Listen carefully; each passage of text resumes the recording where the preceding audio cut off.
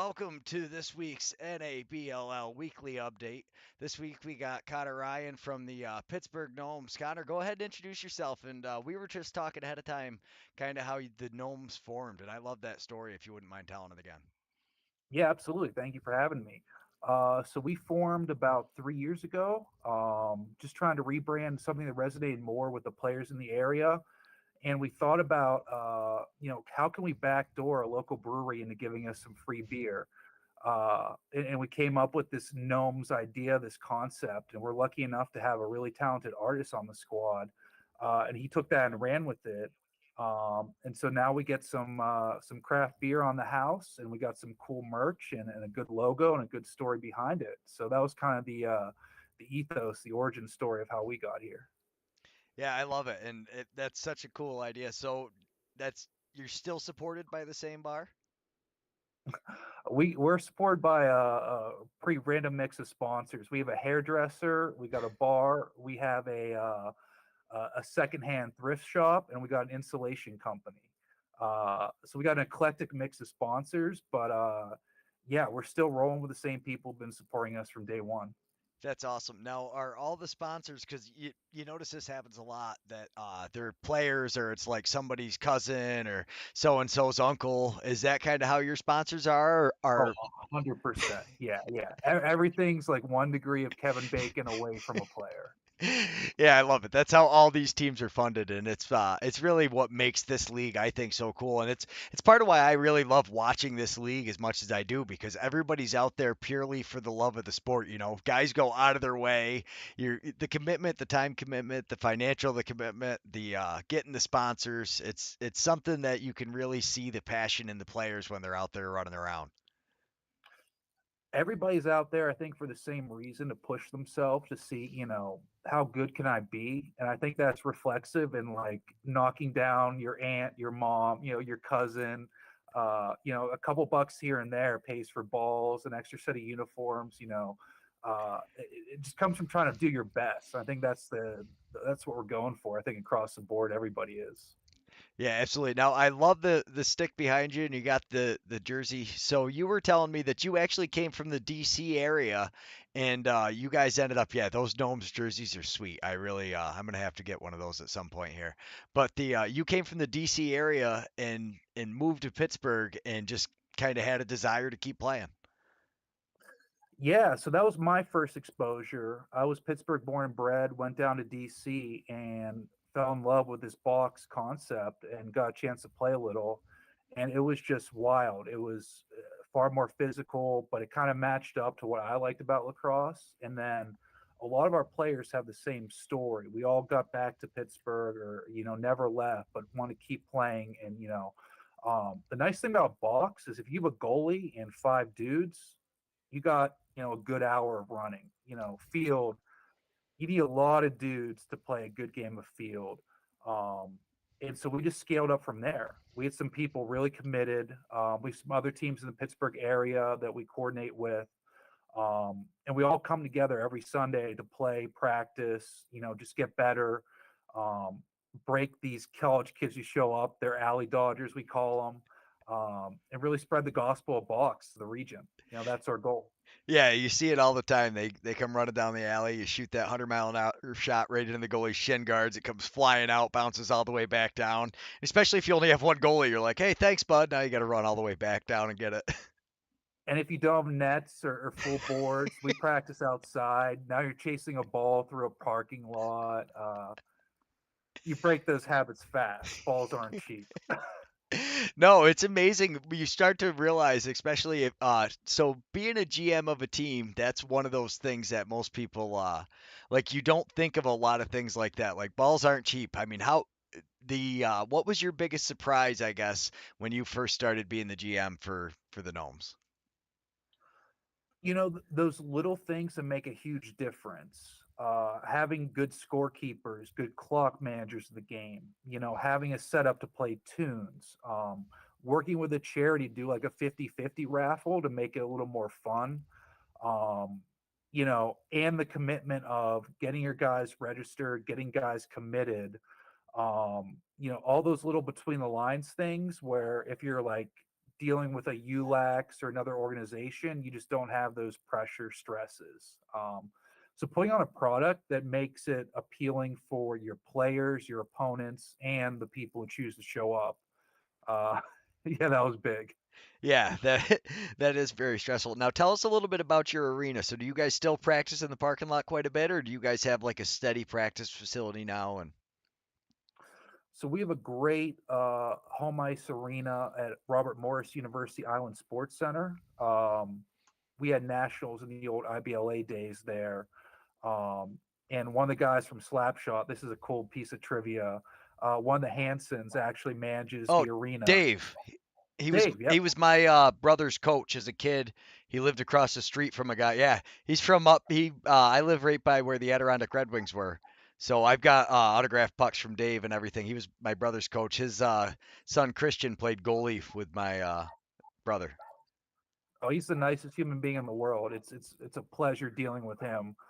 Uh, That's amazing. What a small world it is. I remember, so he left here up in Glens Falls area, like Queensbury, to go down there to manage the facility in Pittsburgh. So must be he's still down there. That's awesome. He's still there. Yep, still doing a great job. It's a great home barn. Um, but there is something fun, especially in the summer, and that's the only time it's nice around here in Pittsburgh. Getting out there with the boys, getting the tunes going in the fresh air. Um, you know, playing outside, kind of, it's the roots of the sport, kind of Yeah, it feels. is. So I just had a chance to film Tonawanda. They played in the Can-Am League, and they were playing Tuscarora, and they play outside at Logan Field, chain link fence, and it's amazing. It actually rained earlier there too, and then it came out and just like the whole atmosphere of playing outside. You're right. There's something to be said for that. You can really feel it, especially the music's going, everybody's having a good time when life is good. Do you guys have a spot that's fenced in you can play, or do you guys still just kind of scrum it up in the parking lot and hope for the best and get some more accurate shooters? Yeah, we it's funny, the Pittsburgh Penguins made a huge investment in deck hockey rinks in the Pittsburgh area over the course of, since the 90s. So at our disposal, we do have a lot of rinks with full-size boards that we can practice to make it easier for guys coming from different parts of the city. If we need to move it to somewhere else, we can do that, which is a luxury other clubs might not have. But we leverage the deck hockey infrastructure in our area pretty hard for practices. Yeah, that's awesome. That's definitely something not every team has. So I was talking to the guy from the Dallas Defenders there, and they essentially started playing box because, like you, it was hard to get enough guys some nights for, to get a good run in, and then it kind of morphed from there. But their biggest struggle is that, and then you hear like you guys have so much advantage. So, like home games for you get to be an affair. Some of these teams they always go do travel round robins. You guys have quite a bit of travel, but it sounds like you guys have the infrastructure to do your home games with like fans and stuff. Is that kind of the show you go for? Do you guys? How does your schedule break down? With our region, I mean, I think that's a challenge I've seen league wide is getting enough home games because that's how you make your revenue. If you're even, if you're charging tickets, you can only charge them at home. So that's kind of how you get the excitement going for your sponsors, for the fans, for recruitment for next year. So it feels like everybody's traveling more than hosting this year. That's the vibe I'm getting. Uh, for leagues and regions, they're the travel smaller, but like I said, we go 3 hours to our closest away game. Not a huge deal if you can get two games in a weekend. But Grand Rapids is 6.5. So each team is that's a pretty far drive for each team to get from Pittsburgh to Grand Rapids and vice versa. Um, so I think we got to move towards like exciting hubs, so to speak. Philly's close to us. Baltimore's close. Detroit's not terrible. That's a fun place to play. Yeah. Um, See, we get spoiled up here as in the upstate.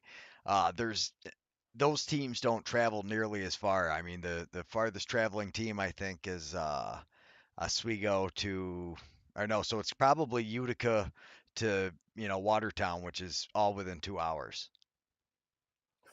because we were actually game planning like how do we come to you guys And we were thinking we play up there, but we have to schedule another game around Buffalo. Break up the travel with a couple games. But those kind of challenges um, have been a little more pronounced this year. To be honest, the travel has been a little bit of a struggle. Yeah, that is one thing. And talking to some of the guys in the league, because that is one advantage I have talking to everybody is a way to, and I have not found anybody that's got a good solution to it yet. Just kind of a problem is to make the out of league games count more. So like if they value your position more or somehow make it part of the playoff seeding or something. Because so when you're asking a team like you to come to Utica, how long does it take you guys to get to Utica?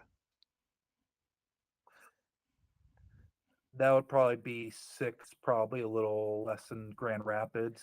So what's crazy about that though is like for you that's a different division and you're playing you've like you we talked about trying to make it worth going up there and balance it with trying to get a couple more home games to maybe offset some of those costs of the travel. Whereas like talking to Dallas and like the New Orleans team that's right below you guys in Austin, they're 8 hours apart for like, just to play their division. It's crazy the way this is, but I kind of got off on a tangent there. I mean, do you have any good ideas for making, you know, games count more for out of division? Because like what Paul does at Battle on the Barge would be a blast to have more guys like you come up there. I think we might need to borrow a little from the PLL model of, sucking up traveling, but making it cool events. Um, where we might just say, hey, this is our weekend. What teams can make it? And trading favors, so to speak. Um, Yeah, do you like know, an opening weekend, do one in like the pick a, a division a year that gets to do the opening weekend or something like that. I like that idea. It'd be the I think the hardest part you run into is the farthest out teams. I think we're lucky enough that between the Carolinas and you guys and then like all around that area in Massachusetts, you have a pretty reasonable driving distance games, but like Seattle and the teams on the West Coast, as though as the league grows, there's some huge drives there. Is the biggest problem is and trying to like they ended up so they announced nationals in Chicago, which is that's a pretty reasonable drive for you guys, and same with most of us on the northeast side of the country. yeah, we make it fun. The guys bought a used van and tricked it out. So we have a cool a way to get six guys, seven guys in the same vehicle. That's that's half your runners right there. That's So amazing. ways to So make that fun. what kind of what do you got for van? Is there a picture of it somewhere on your social media we can find? We have a full separate. There's an Instagram account for the van. Um, Which is called what? I gotta dig it out. I'm Oh not an man. owner of the van. I don't know off the top of my head, but six guys on the team invested in this used van, dump money in it, put stuff on the roof to make it optimal for carrying bags, all that good stuff. We gotta deck it out with sponsors on the side. Um, but stuff like that makes it fun, makes it special. So that's kind of our little spin on it. That's a I really like that. That's really cool to hear. And that's why I love getting a chance to talk to the guy like a GM from my goal is to talk to the GMs from every team because everybody's got their own little spin on doing things like having the van that is pretty cool. So we were talking and you really do have guys from all over the place and you started as a pretty young team, but now you're getting, 3 years into it. Um Mostly, do you guys have guys that are that same age? How much luck are you having kind of retaining younger guys as they come in? It's a tough game for tough guys. And a college kid who thinks, I'm going to shirt my hands, get better at shooting, might not like getting hit in the back that much. So it's meshing that mentality, that mindset. We probably retain two or three out of every five young kids, if that. Um, it's the guys who show up the most end up sticking around. Um, it has been tough, but at the same time, anytime a new guy moves in, uh, I've been really excited seeing the amount of people within the league email other teams saying, I'm moving. Can I jump on with you guys?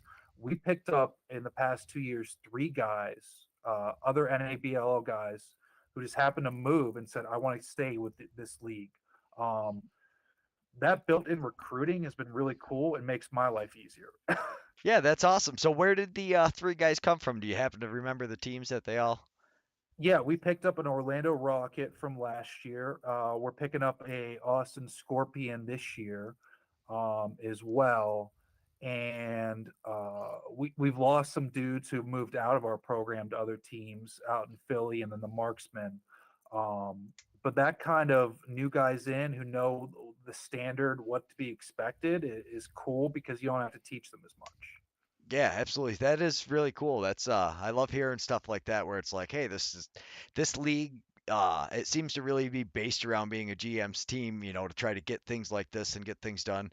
Now, where you guys are, we were talking, you're not actually that far from the Allegheny Nation. So you guys had a lot of guys who were able to kind of deal with the Seneca marksmen and get to go play with these guys who have like lifetimes of experience there. Yeah, like I said, during the pandemic when things, Can-Am juniors were, iffy and shut down, that's really when that relationship was built and solidified. It's just a whole new ball game. You know, they grow up play box. They don't play soccer. They don't dabble in baseball. They play box. So that just cultural aspect.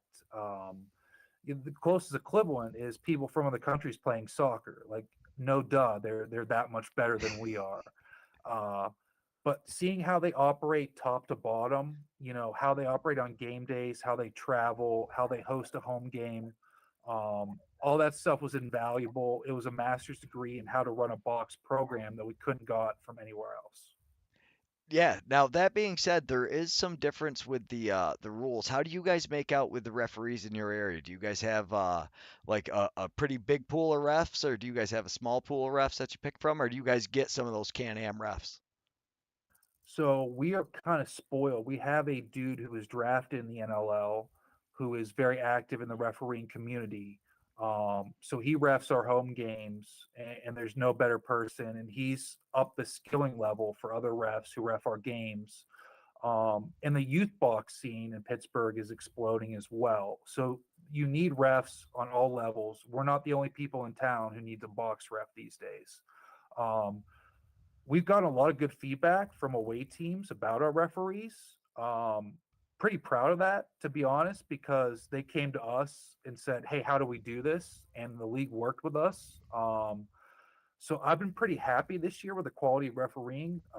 We were only out in Columbus. That's our first 2 games this year, but no complaints there. And having somebody with NLL experience refereeing your games, I mean, what's better than that? Yeah, that's pretty amazing. It's I don't know, one of the there's so many good aspects of this league, but you get to play with, legends, guys that have played in the NLL, guys that have refed in the NLL, guys that and it gives a bunch of guys an experience really that you don't get to have anywhere else. Like there's somebody brought it up before. There's really no other league in which you're going to get to play with like a Hall of Fame guy and the U21 world, USA team goalie on the same field. It's just it's a pretty cool group of guys. But having the youth league there, that is probably why you have so much talent with the refs. That's such a huge thing to get the games and watching youth games. Yeah, True Pittsburgh has done a great job of bringing box to the youth level and at a high level, and not this hybrid. True box with real coaching, real goalie equipment, small details like that make a huge difference. And this league is so special because, you're playing against guys and turning on the worlds and saying, "Hey, I was facing off against that guy," or you turn on the NLL and look at Larson killing it. I remember when he kicked our ass. Uh, the small connections you can make in this league have been cool. That's the only way to put it. Yeah, yeah. There's really no other good way to word it. Is it is just it's super cool to get to meet the people that we get to meet as we're doing this and travel around. But I mean, as you guys were part of the IBLA, now you've gotten to go through your first year with NABLL. I mean, how did you feel the adjustment was for you guys as a first year? You know, there's really two ways you can go as a box club. You can be a part of a league like this, or you can go the pure tournament method. We see a lot of value and a lot of communication has really improved year one to year two. Um, I think there's obviously room for improvement, but having the structure, the umbrella, the infrastructure, the ability to email somebody and say, please, can you get us another team? Hitting up all these teams on Instagram, having fun on that front. Um, it's a community versus just showing up to a couple tournaments a year. Um, if that's the vibe you're going for, that's awesome. But I do think there's this value in having the shield, so to speak, of the NABLL. That's cool. It's easier to explain what you're doing, why you're spending all this time and energy, when you can say, "Hey, look at the people attached, the names attached, the people who've run through this." There's definitely value in that versus just going to a couple tournaments and keeping the beer league together. Yeah, no, this is it's a very fine line between the like the beer league, mentality and that now teams really trying to, run semi-pro leagues. And like you said, they've dumped a ton of money into the officials. They're partnering with the NLL. They really are making the right strides, like you said, to have that shield to kind of lean on. I mean, they seem to be, making sure that stuff's taken care of. They want to get the national streamed again today. I actually was on the phone with a couple of the board members today, making sure that nationals are going to be streamed, which will be huge. They've also encouraged us to go on the road a little bit and try to get some other teams, which hopefully we will. Now, when can we expect to see you guys? Do you guys have like somebody full-time streaming? Do you guys have video guys? What's the best way to see highlights and video of the gnomes? So we did have a solid streaming presence in years past, and we'd like to get back to that. Unfortunately, skills leave the program as players do. And our streaming player, he's not with us anymore. Um, but just having fun in the comments with your friends and family on the stream, like that's fun. Yeah, We'd like to get back to that. the There, we've got a couple of guys that are in every comment section, and now they've started changing their names to try to get me to read their names as they're coming across the. It was pretty impressive. The creativity and the ball busting that goes on in those comment sections is really like world class. it brings you back to the old days of on like lax power forums and stuff like that for people who are super old and remember those days. um, but the ability to have fun on Instagram with your accounts and to comment in the streams and just have a presence, you guys do such a good job. We were talking about practice, about the Can-Am work you guys were doing. um, that high quality level of production, that consistency of content, it raises all boats, in this lake we're swimming in. So the harder everybody works, everybody wins across the board. Yeah, yeah, thank you very much. We just kind of fell into that. Huge shout out to Ron Cogan hooking us up with the Onondaga Redhawks. And it was kind of one of those like Wayne's World. He was like, if you build it, they will come.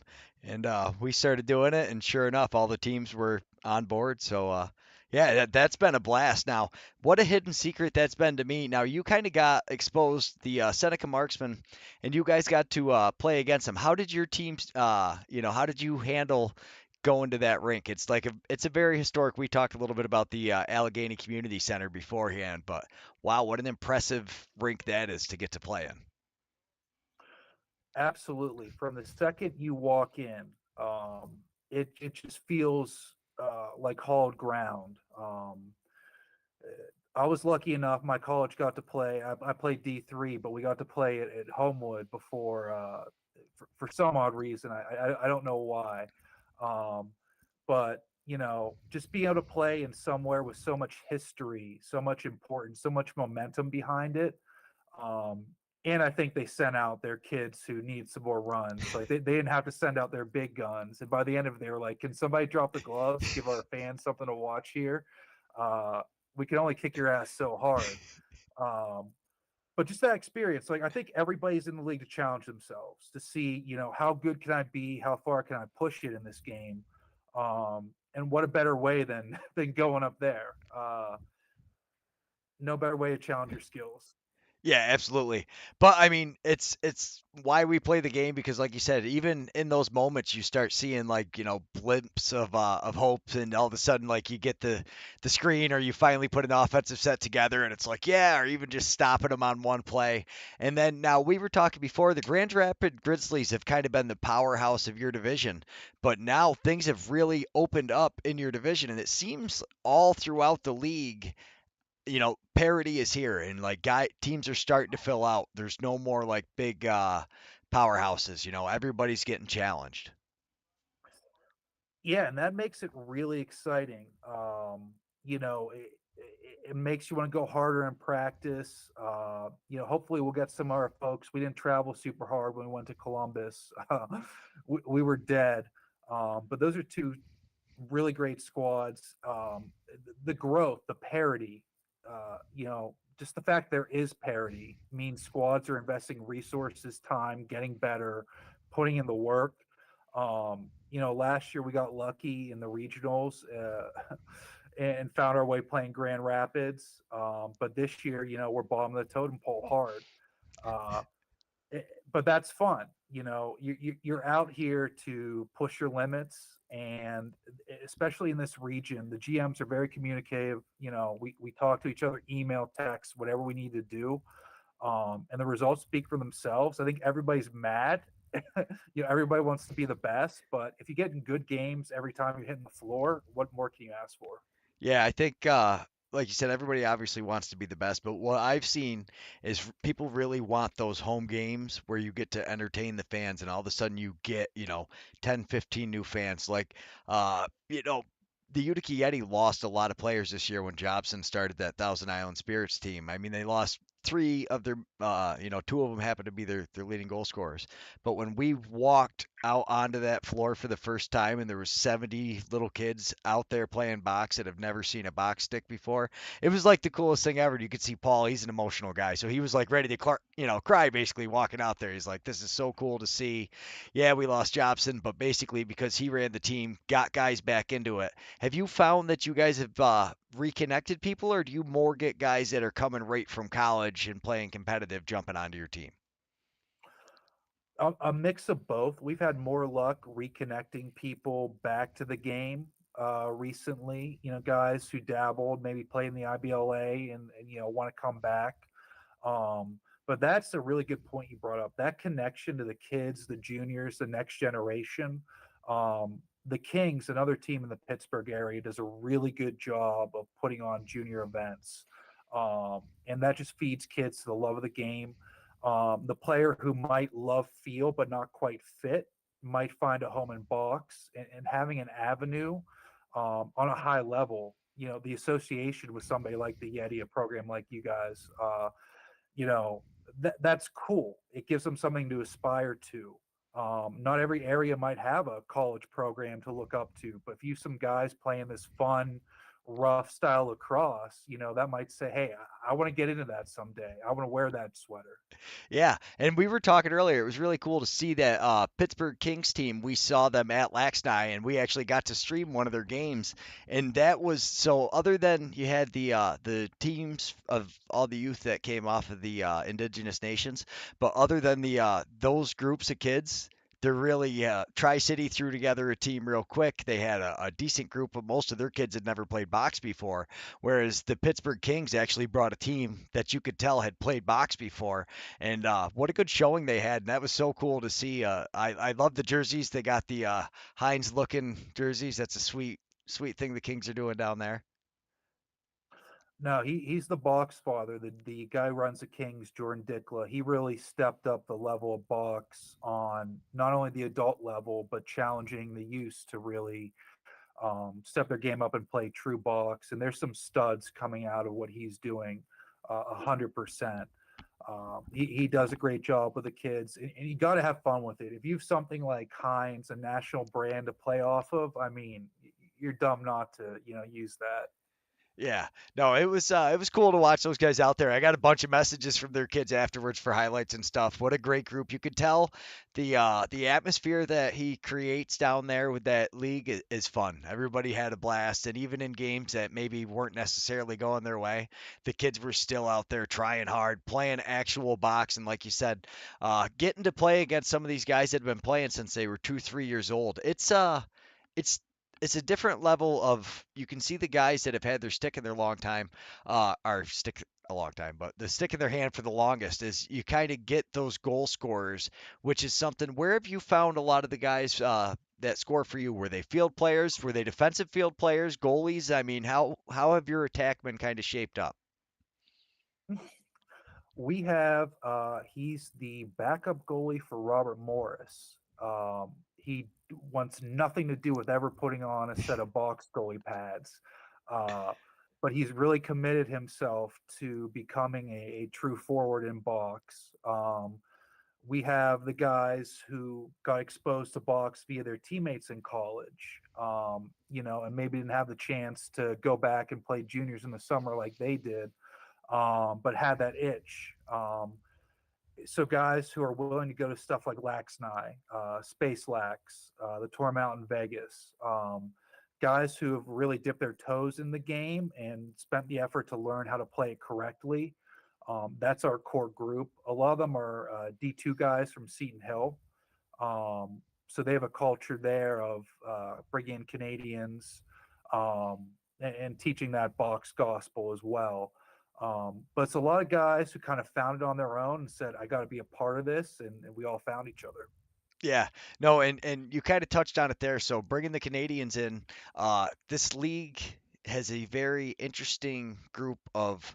It seems like most of these teams will have like 3 or 4 guys that really know box, and then they kind of get to spread it to a bunch of field players and guys that are not. Like if I had to say one thing that I think this league accomplishes better than anything, it would probably be spreading passing down the game of box from players who actually have played and gotten experience because it's very rare that you'll find one of these teams that has nobody ever played in any actual competitive league or anything like that and a bunch of guys just showed up and were like, "Hey, I think we could do this." Yeah, we do a weird style recruiting every year. We try something new. One year we just sent emails, Instagram messages to any college within driving distance of Pittsburgh saying, "Hey, if you have some boys who are looking to play some box, let us know." Um, the result of that, I had 2 kids from junior B's living in my guest room for the summer, helping us out, bringing that knowledge of playing for how many years. Um, eh, that was a wild summer. I did see myself hosting a couple of 18, 19-year olds, but So you were uh, like a regular old billet family like they have up in Canada all the time. So for most people, I don't know, are you pretty familiar with the juniors circuit and how that works up there? yeah, I'm pretty familiar with the whole thing. I really was the billet family for these 2 guys. They were working landscaping jobs, like working hard, playing box, because they couldn't play juniors because of the pandemic situation. Um, but getting that knowledge, like you can't just pull a couple guys off the street who know box. So weird stories like that. I'm sure every team in the league has something like that. A dude married somebody, so now he's here, or his job brought him here and still wants to play. You just knock on wood, thanks the stars, thank the creator for dropping those people in your in your club's life. Yeah, yeah, it's kind of like you said, he really just kind of sprinkled them throughout the country. And like Dave Mathers, when I first started talking to him, and then the next thing I know, he's like, "Oh yeah, no," he goes, "I moved out to Syracuse to play, in seniors and to play for the Onondaga Redhawks," and that's where, so he moved to 2 hours or 3 hours away. I'm actually 2 hours from Utica. I'm a little closer to Albany. Nice. Yeah, we got guys who were debating doing like Can-Am up there. Like there is a pipeline. It's just too far for like a regular constant stream. of our teams playing each other. It's just far enough where it's a hassle, unfortunately. Yeah, and you're starting to see that. At least I am up here with the teams I'm covering. Is you're starting to get some of the Can-Am players that really enjoy the NABLL and that style. Like Al Snow came during the pandemic was a huge year for getting Can-Am players because when they weren't having a league, and a lot of these guys just fell in love with some of these teams. You know, we had the same experience where guys just, like the vibe. They still stay in our group me chat. They're still involved. I think there's something special, and I think any chance you get to hone your skills against a different audience, new opponents, trying new stuff out. Some of these guys have been playing each other literally for life. They know each other's game. Uh, so this new arena, so to speak, maybe get to try stuff. Maybe somebody doesn't know your game as well. Um, and that goes to say for guys, like we're practicing against each other every single week. We can't wait to try some of this stuff on another team. So the more box that's being played, the better. I think we're seeing it, with the Olympics coming up. I think that's going to be a hybrid of box and field. I don't think it's going to be a pure sixes, or I think it's going to be heavily box influences there. I really So I hope think the team, so. right. I really hope so. I think once you see your first box game, it's hard not to fall in love with it when you're watching it. Now, do you guys play all over? Do you guys hit tournaments, or do you guys just play the NABLL season essentially? We merged with the Kings on tournaments. We have guys who go under that umbrella to play tournaments. We've thought about taking the Gnomes brands to tournaments, but really we're focused on the NABLL. That's our core season. We don't try to extend ourselves too much because that's how you kind of wear thin. Um, but the future, who knows? The more excitement, the more energy, the more value we deliver to our sponsors, the more stuff we can do. Absolutely. Now that was a big thing. The Yeti last year, they went to Prague just before nationals, and you could see a little bit of the exhaustion. Now, um, focusing on the NABLL, what does a home game look like for you guys? Sorry, I let my dog in real quick. No, She's yeah, I barking. can hear at the door. That's Yeah, awesome. let me mute real quick. Yeah, but Let's go! Let's hear it for these youngsters!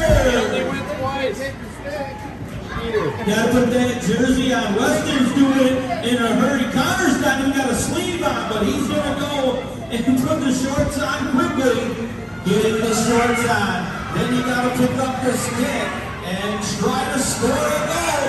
Connor, I think he lost his drawers. no, you're good. So I had this clip.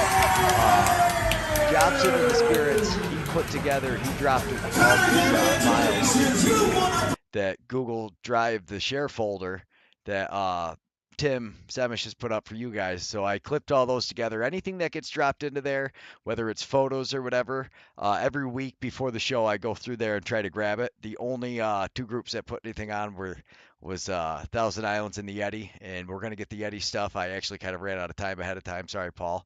I did not get your stuff out of the folder, even though I told everybody if they put it in there, Paul ends up getting the short end of the stick on that one.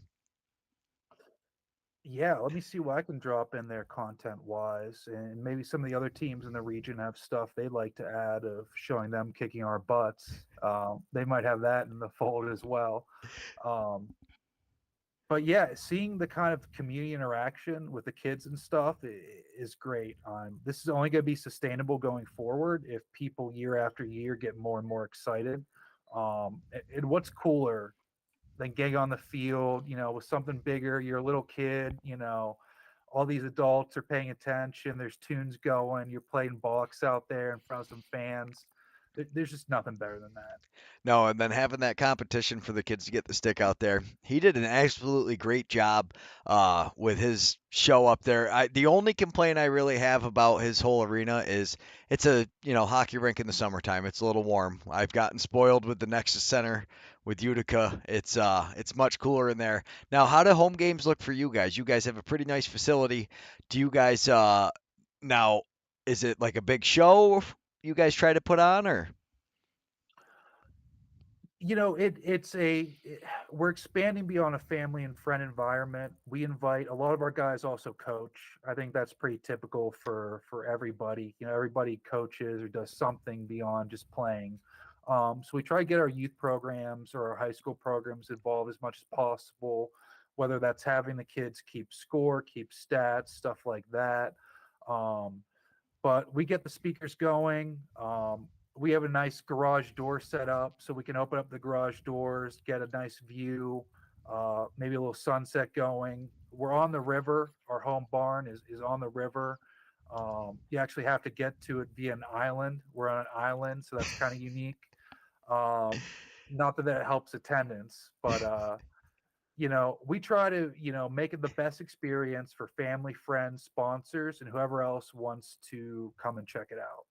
Absolutely. Now, you really nailed on something there that I think most of these teams, I think most of your attendance a lot of times is guys that coach kids. And what I've really seen is when you see the player who is not only, he listens to this guy tell him this is what you're supposed to do, this is what you're supposed to do. Then all of a sudden they watch that guy get out there and then if they see him score a goal, doing something that they did or just getting to see oh wow, this is a different level. Because I think a lot of people are in for a surprise when you see the talent level that comes on most of these teams. I mean, very easily each of these teams has a handful of guys that you could make an all-star team, I believe, out of this league that could play most other leagues in the U.S. and Canada. Honestly, if you really take an all-star team out of the whole NABLL.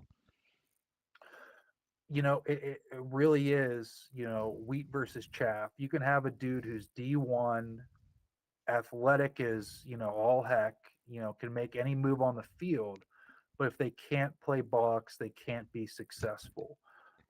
So just acquiring that knowledge, that skill set, um, you know, you can't have a good product if guys don't know how to play box. Um, so the very nature of seeing these pick and rolls, the spacing, building the house defense, all the stuff that makes this special from field, if you can't execute it, you're going to have a crappy game. Yes, and that was so we saw the PBLA made a run at it, and one of their big things that they were pushing was for that transition style. But there is a very fine line between, and I think they did pretty well with the teams that they had. They just unfortunately everything else fell apart. But they had a very athletic team, but you have to, with that athleticism, incorporate box skill because if you're not scoring goals, nobody wants to just watch guys run up and down the field. You want to see that amazing play, that diving goal, that behind the back pass, all that, pick and roll, the spacing. And it's kind of that anticipation is what I think sets apart your players, at that next level. The intricacies of working a shot clock, of sending it around to set up that backside cross crease pass, drawing that low defender up, just getting him 2 steps up because that's all you need. All that little stuff that happens in 30 seconds, that settled offense. That's where the beauty of the game comes. That's where the slow down highlights come from. The diving transition is great, but I don't think that's indicative of the beauty of the game. That triple behind the back to the one timer. That only comes from knowing where you are in the rink, knowing who you're playing with. That intricacies, those little technical beauties. That doesn't come from your first time on the floor. It comes from 1,000. Yeah, no, 100%. And like you said, the intricacies, I don't know. It's kind of like Wayne Gret. I was a big hockey guy, so I always followed that. But Gretzky's dad, when he was a kid, he'd make him face the wrong way, and he'd throw the puck, down into the corner, and he had to. Part of it was guessing, but a lot of it was learning to predict where the puck was going, just looking at the stick. So to know that half a second before anybody else realizes it. And that's where you see with some of these high levels and at nationals, you saw a lot of it hitting those small passing windows, guys being able to do that, knowing that, okay, I'm one step, if I just open my wrist like this, now the guy has to respect I'm going to throw it over there, but now I'm actually just coming. Yeah, those little nuances. Well, I'm sure there's a huge overlap of our audience and people who listen to Joe Rogan. I would So to imagine. make a jujitsu analogy, there's a lot of chess. There's a lot of human chess to box lacrosse. Sometimes your first pick is going to be foobar, and you're going to have to know that the repick is coming, how to play off the repick. There's a lot of setting up a move that might fail, only to set up the next one. uh, those nuances, those subtleties, uh, and fighting for a ball in the corner. I'm sorry, that's a grappling exchange. You're wrestling half the time. Uh, and the fact that if you don't like it or somebody doesn't like what you're doing, you might have to drop the gloves every once in a while. There's a lot of parallels to chess and martial arts. This is not set your brain on autopilot and go out there. You have to be aware of everything you're doing, or you might get blasted in the ribs. So it really is a thinking man's, more vicious, brutal form of lacrosse. But there's a lot of beauty to that when well executed. Yeah, no, 100%. It's like you said, the chess of it is really what sets apart. So I watched a game the other day where one team was shut out, and it was still a super interesting game just because watching them try to figure out the goalie, like, okay, he's moving well today side to side, so we'll take a couple far out shots. Okay, now he's got that angle covered. We're going back to and just watching, trying to figure out an offense or a defense. Now that's one thing that how long did it take you before you started to feel comfortable as far as in that kind of what position do you play? Are you an offensive player? I'm a defenseman, but truly, I didn't get comfortable until I'm also our backup goalie. Um, yeah, our goalie's in college, so during the rest of the year, he's not there, so I'm between the pipes. Um, that was an epiphany, a real eye-opening understanding of how this actually works. From that goalie perspective, I implore everybody to try it once. You'll never see the rink the same way again. I've heard that from several people. So the first time you got to play goalie, I mean, how do you stop yourself from doing that? I always close my eyes when the ball comes at me. Did you ever get past that? I played some field goalie growing up, so I'm used to how how bad that can hurt. Um, I was interested. The pads, they really help. It really doesn't hurt. It really takes a heck of a shot on the neck or something to really rattle you. Um, but seeing the spacing, the angles, understanding your positioning and the small net, you think by virtue of just standing there, you're going to take up three quarters. That just isn't the case at all. So you can't really learn the nuance of how a goalie operates until maybe you've been between the pipes. But you'll have goalies who will bait you. They'll tell you this is here, and then no, it's not here. Uh, Five holes there till it isn't. Dudes have such a different style. Like guys will butterfly, and that might be the worst thing in the world. They might be a hockey goalie. Going down might be a kiss of death in box lacrosse. So just you really have to put in the reps on the rink to really know what you're doing and have people. We were lucky to have a marksman coach come down for a little while. So little stuff like that, huge difference. Now that's you talked about it for a second, but getting to play goalie, that's something that learning no two goalies play the same ever. Like, learning your own style. You can watch everybody do something, but you kind of got to take a little bit of your own.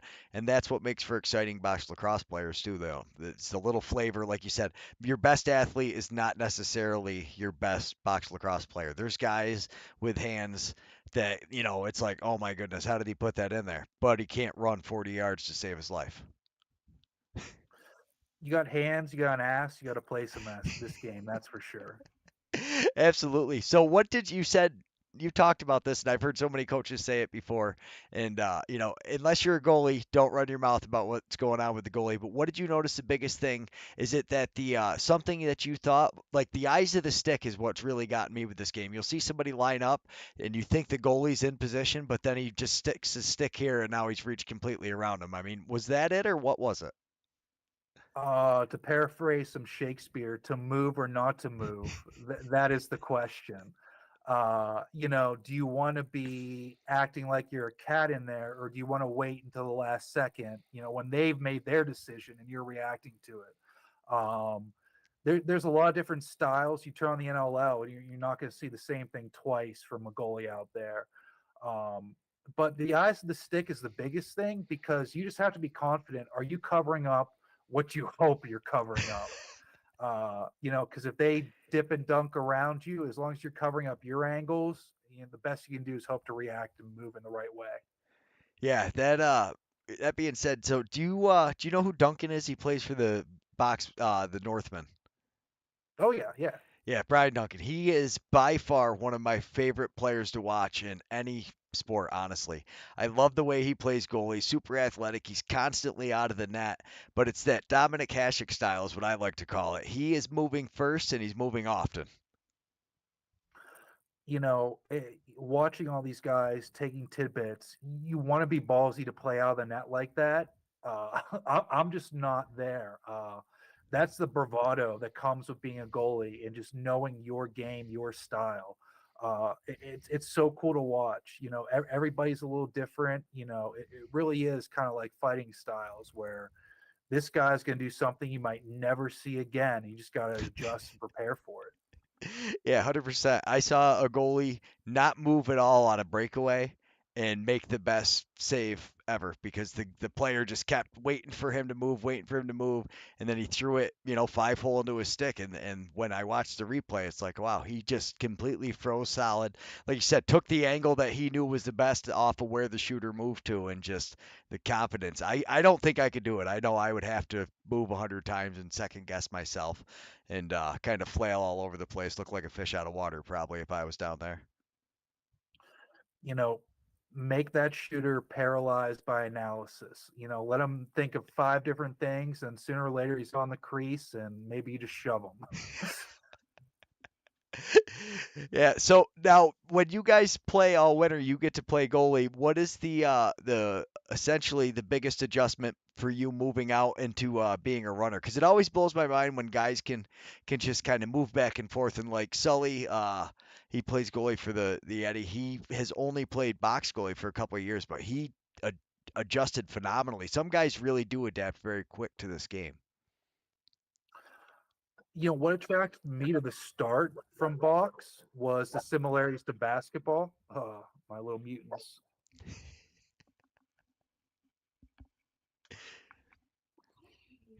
So for me, it was a better skill set for my limited athleticism. The smaller spaces operating. So that defense, that basketball background, that's what I draw on. And basically, it's don't hit the food and hit the beer too hard. So when you come out from playing goalie, you're not 20 pounds heavier, so you can still run around. But that's the cerebral aspect of the game. The best players, it doesn't matter what position you are. The guys who stick around are the ones who can, handle the mental aspects. Yeah, and kind of keep chugging along, and it's very interesting. So you see some of these guys that you would think, you get out there, you see some of these young kids, you see how tough it is on their body. But then, so I know we've got a goalie in the league who plays for the Collar City Kings, who's closer to 60 than he is to 50. And he is by far, like when you watch him, he's super athletic for his age, and you can tell he has been playing goalie for a long time. He knows the angles, he knows where he's set up. Then you've got like Neil Paulus up there, almost 50 years old, playing on the same field as a 22-year-old stud who just came out of a D1 school running full speed. Oh, Grand Rapids is the same way. The gentleman who runs their program also hops in goal. I pick his brain because they just run a really tight ship. They have a really good program where they just cycle in dudes every year. It's an army. I was gonna But say, hang he's on, between. what was the reference you used earlier to describe the Grand Rapids team? I love it. I think it was the best reference I've ever heard. Oh, it's an endless army of bots. They all look the same. Who know how to play box lacrosse. It doesn't matter if they have a different number. They're just all autonomous box playing lacrosse bots. And that's a huge thing, you could tell they've obviously got a youth program up there that's consistent, and they're just, running guys through these programs. That's a huge, compliment to whoever's running that program up there. Oh, exactly. It's a compliment, not Oh yeah, no, uh, yeah, no, we definitely got it. But when you said it the first time, I was like, that's awesome because I knew exactly what you meant. Is like there is some programs that just put out like you watch it and you're like, oh my goodness, these guys all came like they have the same style. Everybody knows where each other is. They move seamlessly. The third line moves the ball around, very similarly to yeah. It's an interesting mix and it's especially for this league with such a variety of skill to have such a deeply stacked team like that. They are. We watched them out at nationals. They definitely have a very level roster. and that's the difference in, depending on what your region plays, that third and fourth period. Knowing that every guy out every door is going to do the same thing, bring the same thing to the table. If somebody's gas, that next man up mentality, these squads who are able to dress, the full slate of runners and trust top to bottom, the results speak for themselves. That's why they're in the power rankings every week. Yeah, no, you definitely see it, and that's as you look through the power rankings, you you don't have a team that has one or two goal scorers really up there because any of those teams, and you saw it in the NLL, is Rochester. They came out flying, and they had Connor Fields was one of the leading goal scorers. Same with that New York Riptide team, Jeff Teat was. But if you only have one guy that's putting up all the points, you can't expect that guy to consistently do it, and especially in a league like this with guys have full-time jobs and everything, you can't hope that your one guy shows up to every game and gets a sock trick a night for you. Yeah, speaking of the Riptide, shout out Pittsburgh boy Tyler Digby. We're waiting for him to retire and steal him when the NLL stops paying him. But that Riptide team, Larson as well. He played for the IBL Munition back in the day. So he tore it up on us a couple years ago. Um, but yeah, the goal scoring aspect of it is probably the biggest challenge is finding somebody who can put the ball in the net. Maybe off of an inexperienced guy who's sending him picks. Having a leader on offense is probably the biggest skill gap. I think a lot of clubs would be looking to fill who are just starting out. Having that dude who can QB and put the ball in the net, you know, it's so invaluable and it's so hard to find. And having multiple dudes who can do that, now you're talking about the usual faces in nationals. Like that's the difference between the top tier, and everybody else in the league right now is the amount of goal scorers you have on your roster. No, I say that all the time. The goal scorers and really goalie, because if you have and heaven forbid if something happens to your goalie, but a goalie can really separate a team. If you have a goalie that makes those little extra saves, I mean, if you're talking 5 extra saves a night, that could be huge. 5 goals is tough to make up.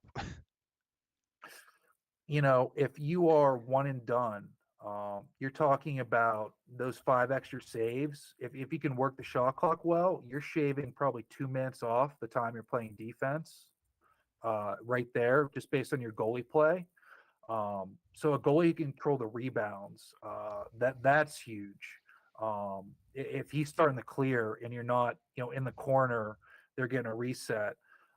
He really can control the amount of time you're playing defense. And for us personally, the amount of time we play defense is a direct result of our scores. More time on the offensive end, less goals in your net. Yeah, absolutely. The offensive rebound is such a huge part of the game, being able to get the transition. And if you have a goalie who can, one, control it, and especially, like you said, when you start to get those next level goalies, and that's why I think it's such an underrated position, because your goalie stops you on defense, can help backstop you, can help cover up a defensive flaw or a weak defense, but also a goalie who can really hit guys in transition. That's something you see where your goalies who spend a lot of time with their stick, because a goalie stick is not something easy to throw it. So if you have a goalie who can hit that pass on a clear, and especially some of these arenas, like we were in Thousand Islands the other day, they've got a pretty low arena. So for their goalie to be able to hit the clearing pass consistently there, wow, he can really throw. And I mean Crosby for the Yeti, same thing. But yeah, a goalie being able to throw, is that something you guys have encountered a lot? I mean, how are you with a goalie stick? Can you throw pretty well with it, or are you still working on it? I pride myself pretty well. I like the way I have my ancient brine money strong. It's pretty good to me. But one thing we underestimated, we have a college goalie who's seeing live shots all spring, but those aren't box shots. He's not playing box in April and May to be able to jump with us in June. So getting your goalie accustomed, especially if they are a field goalie and they aren't seeing box shots all year round, um, you just have to be patient with him getting reacclimated to the game. The way they move might be completely different between field and box. They might be antsy in the cage and field, and they might never move in box. So I think we underestimated getting our goalie enough shots prior to our first games. I think that's something we will definitely look to change next year. But just getting your goalie in game shape, game rhythm um, was something I think we'll definitely do a better job next year and years going forward. Yeah, and it's something. So when guys go, you have practice, you have tryouts, whatever. But to simulate that game speed in the rebound scenario versus the play, yeah, a lot of that little yeah game speed should be. It's such a hard thing to replicate when you're running drills. That makes actually way more sense. As you were explaining it out loud, I was like, yeah, because a lot of times the ball drops in front of you, and you're not really gonna run into your teammates as hard as you usually run at everybody else and rebound. Yeah, that's it's a totally different scenario. And as far as like crease dives, are you guys playing on concrete or are you guys on turf down there? What's your floor style? We are on concrete and sometimes even worse, a little bit of an asphalt mix. So even worse burns for when you do crease dives. You guys are You know, we crease diving on asphalt? we have an expression: everybody's got work tomorrow. So if you want to crease dive, that's on you, but you be prepared to pay the price, whatever that may be. The waffle court's a little more forgiving. But hey, if you want to dive, go for it. If you need it, take lift off. That's awesome. Well, I can't believe it, but I just looked down. We've been talking for over an hour. Thank you so much, Connor. This was awesome. I loved it. Good luck with the Gnomes down there. Hopefully, we'll see you, making your way through nationals. And so if people are trying to stay updated with what's going on with the Gnomes, where do you guys post most of your stuff? Almost exclusively through our Instagram. That's where our team store is as well. We're trying to do a better job of being more active with posting. But that's how we communicate with players for perspective, tryouts and practice and what we're doing. So our Instagram at Pittsburgh Gnomes is the best way to find us. Absolutely. And of course, I just lost my little clicker as I was trying to pull the website up. I was like, I know I have it up. But yeah, so here's the Pittsburgh Gnomes Instagram. Check them out. It's been a blast. I love the logo. I love the way it's all set up. Thank you so much for your time. Good luck this year, and we will be talking to you hopefully in the near future. No, absolutely. Thanks for having me. Keep doing the great work you guys are doing. This is awesome. Let's keep it rolling. This is a great vibe. Love it. Thank you. Have a good one.